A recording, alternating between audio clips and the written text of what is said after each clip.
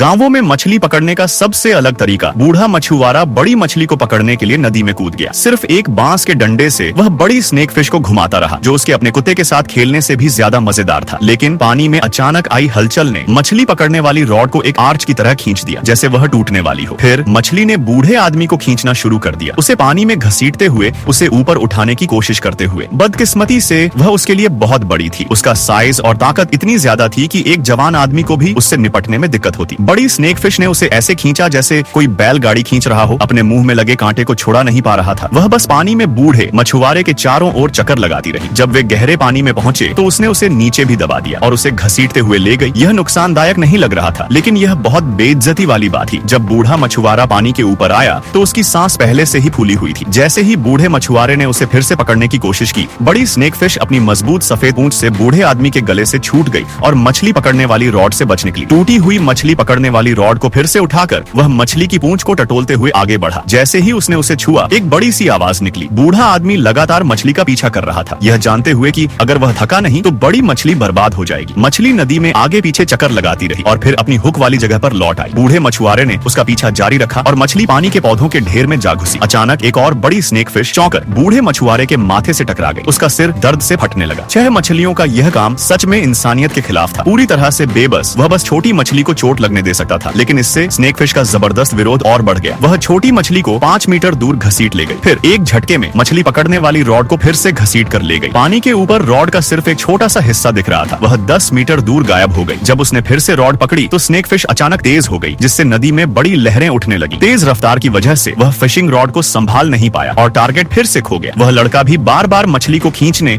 और धकेलने से थकने लगा था। लगभग 10 मीटर चलने के बाद उसने फिर से रॉड पकड़ी और जोर से मछली को ऊपर उठाया। अचानक कार्प मछली उछल पड़ी, जिससे रॉड टुकड़े टुकड़े हो गई। वह लड़का भी पीछे नहीं रहना चाहता था, इसलिए उसने मौके का फायदा उठाकर उसे पकड़ लिया। बड़ी स्नेक फिश चौंकर और धमाका करते हुए कोई आसान शिकार नहीं थी। वह उसे कई और मीटर तक घसीटती रही। दोनों, एक बूढ़ी और एक जवान, बारी बारी से मछली के साथ तब तक खेलते रहे जब तक वह थक नहीं गई। तभी बड़ी स्नेक फिश पेट के बल पानी के ऊपर तैरने लगी। लड़के ने तुरंत उसे उठा लिया, लेकिन उसके मजबूत विरोध और छोड़ने से मना करने की वजह से बड़ी मछली ने उसे पानी के नीचे दबा दिया और कुछ देर तक रगड़ती रही। लेकिन वह ज्यादा देर तक टिक नहीं सका और आखिर में हार मान ली। उस जवान आदमी ने उसे गंदी नदी के पार ले जाने के लिए अपनी पूरी ताकत लगा दी। 2 मीटर लंबी 100 पाउंड की एक बड़ी स्नेक फिश पूरी तरह तैरती हुई देखी जा सकती थी। बहुत मुश्किल के बाद हम आखिरकार उसे किनारे पर लाने में कामयाब रहे।